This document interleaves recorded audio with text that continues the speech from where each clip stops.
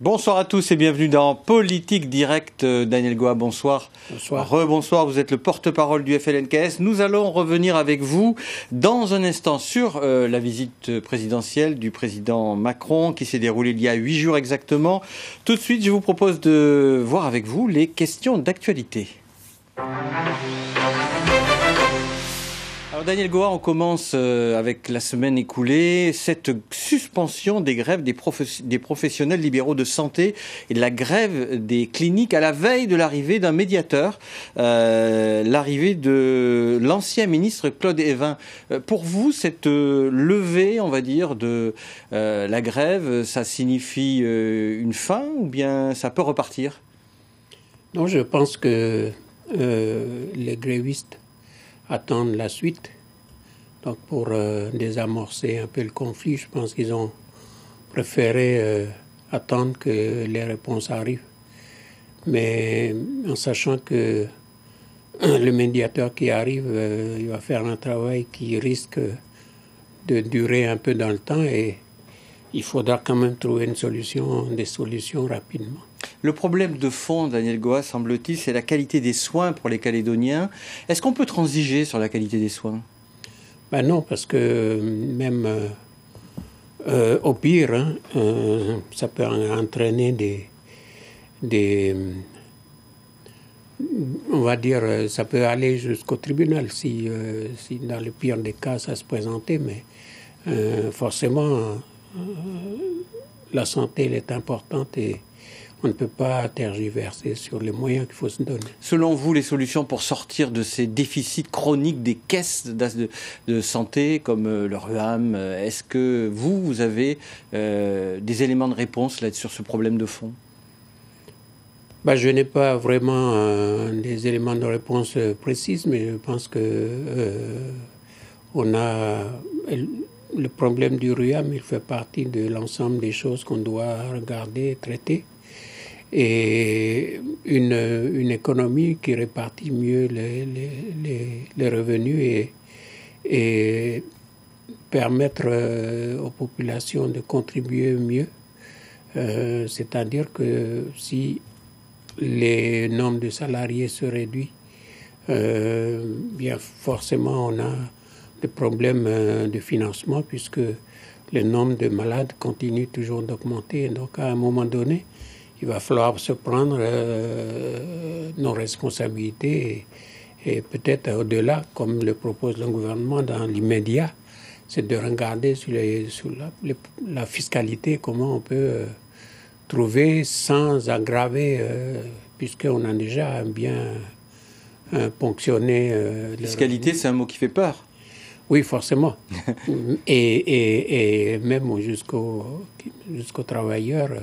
Quand on parle de fiscalité, mais il commence à avoir les lumières rouges qui s'allument. Alors, autre actualité, Daniel Goa, c'est la destruction, cette semaine écoulée, de la serpentine de Kouawa avec des conséquences économiques pour la commune.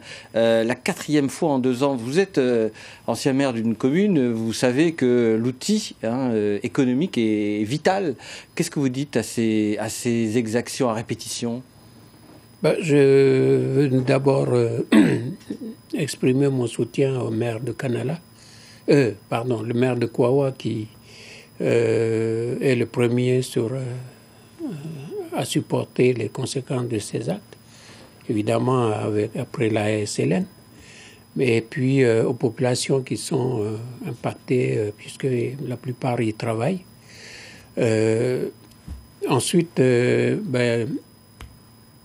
c'est une incidence qui arrive au moment où on a peut-être le plus besoin, puisque on sait que les financements des collectivités s'amenuisent au fil des ans.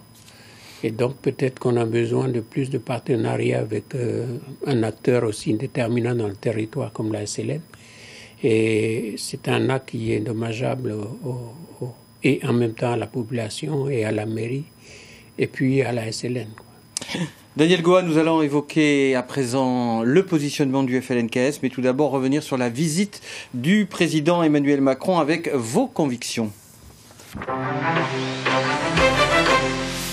Alors, Daniel Goa, le président de la République était là il y a une semaine, presque une semaine, 8 jours exactement. Lors de son discours de clôture au théâtre de Lille, il a déclaré, et on le voit s'afficher sur l'écran, la France serait moins belle sans la Nouvelle-Calédonie. Il a dressé des perspectives aussi de développement humain, économique et industriel qu'il espère pour la Nouvelle-Calédonie. Comment vous avez réagi à cette phrase du président Macron ? Moi, je pense que, évidemment, la Nouvelle-Calédonie a beaucoup apporté à la France, mais en même temps, elle a apporté au monde. Donc, sur la richesse qu'a exprimé le président de la République, sur l'histoire, sur la culture et toute la première partie de son discours, je pense que c'est ça qui finalement exprime la grandeur que la Nouvelle-Calédonie amène à la France. Mais est-ce que c'est satisfaisant pour les indépendantistes d'entendre ce type de propos ou pas ? Moi, je ne pense pas que le président prendrait le risque de vouloir influer sur les... Et donc, moi, je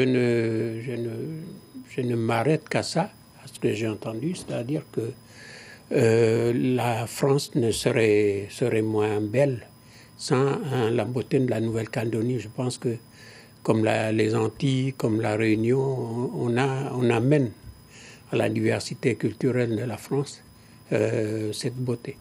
Mais quand il parle de souveraineté dans la souveraineté, est-ce que ça vous convient ou bien comment vous voyez les choses, la souveraineté, comment vous l'interprétez, ce mot de souveraineté dans la bouche du président Macron ? Je pense que la Nouvelle-Calédonie aujourd'hui, elle a transféré les compétences intérieures, donc elle est souveraine d'une certaine façon. Dans une souveraineté que détient l'État, puisqu'on est toujours attaché au titre 13 de la Constitution, et donc les compétences régaliennes, c'est l'État qui les garde. Et donc forcément aujourd'hui, nous sommes souverains dans une souveraineté. Mais comme si vous retenez bien, c'est dans la deuxième partie de son discours, qui parle de l'échéance, d'ici jusqu'à l'échéance. Ça veut dire que c'est dans l'actualité, on est souverain en quelque sorte dans une souveraineté. Il ne se projette pas derrière parce que là, on passerait d'une autre forme de souveraineté qui est la souveraineté, on va dire, thalassocratique, qui est une forme de domination politique de la mer. Et donc, c'est ce qu'il est en train de faire dans l'axe Indo-Pacifique. Je pense que c'est ça la souveraineté au-delà de l'indépendance, au-delà de l'après-référendum. Si on exprime le mot souveraineté, ce serait à travers cette grandeur, puisque la France est quand même la deuxième puissance maritime dans le monde, et donc c'est de ça qu'on pourrait parler. Mais pour vous, la souveraineté s'entend comment, Daniel Goa, au FLNKS ? Est-ce que c'est une indépendance avec partenariat, ce qu'on a entendu dire de la part du PALICA, ou une indépendance totale et franche ? La souveraineté pour nous est l'indépendance. Donc on a revendiqué l'indépendance, et donc par sensibilité, on a inscrit dans l'accord nouméa le mot souveraineté, chose que nous avons descendu jusque-là au comité de signataires. Et donc, si le mot indépendance est revenu dans la question, eh bien pour nous, ça nous convient tout à fait, puisque nous sommes porteurs de ce projet d'indépendance. Et la souveraineté en tant que telle, pour nous, c'est pas vraiment un problème majeur. Donc nous irons avec le projet d'indépendance que nous préparons aujourd'hui. L'axe mélanésien était absent du discours du président de la République. Vous le regrettez ? En quelque sorte, oui, parce que j'ai, dans cet axe Indo-Pacifique, il passe par New Delhi, Canberra, Nouméa et Papeete. Ça, c'est dans la stratégie France.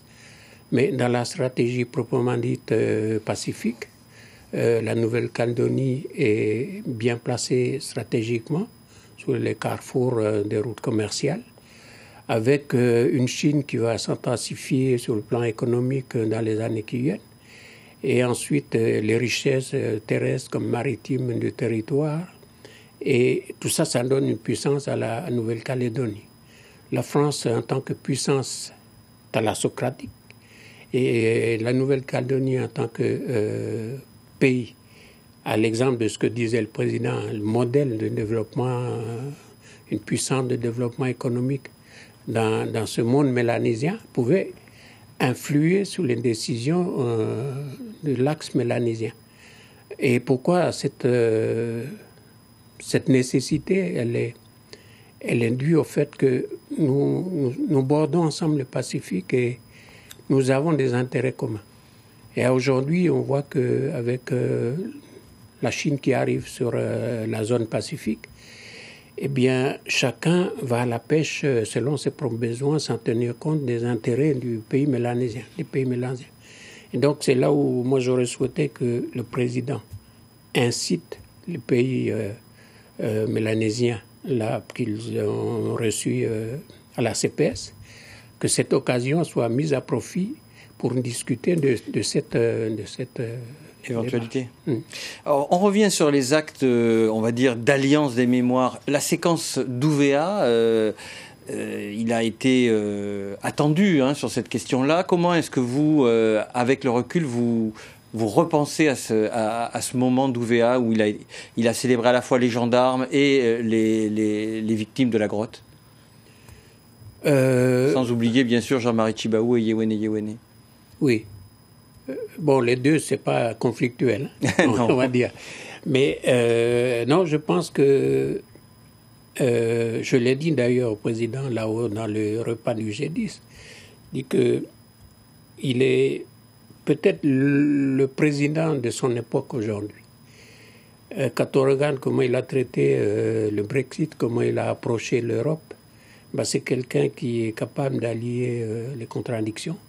C'est quelqu'un qui est capable de transformer des rapports conflictuels en force. Et c'est ce qu'il est parvenu à faire à Ouvéa.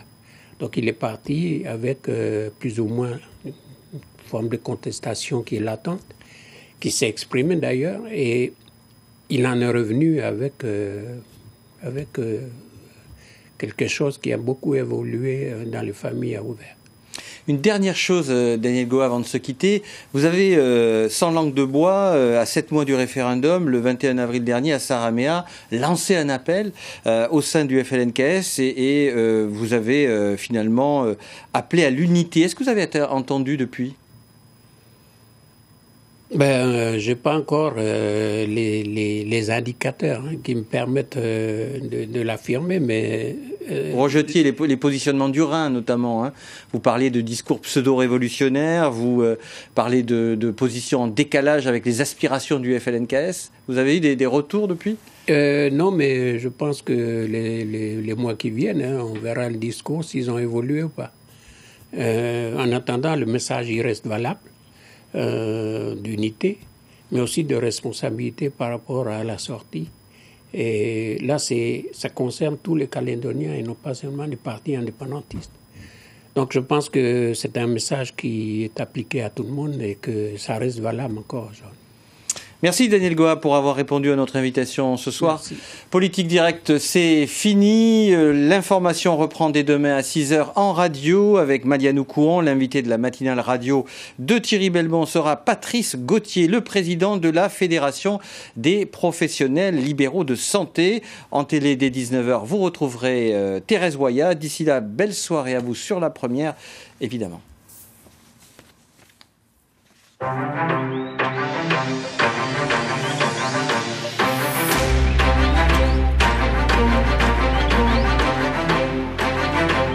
Retrouvez cette émission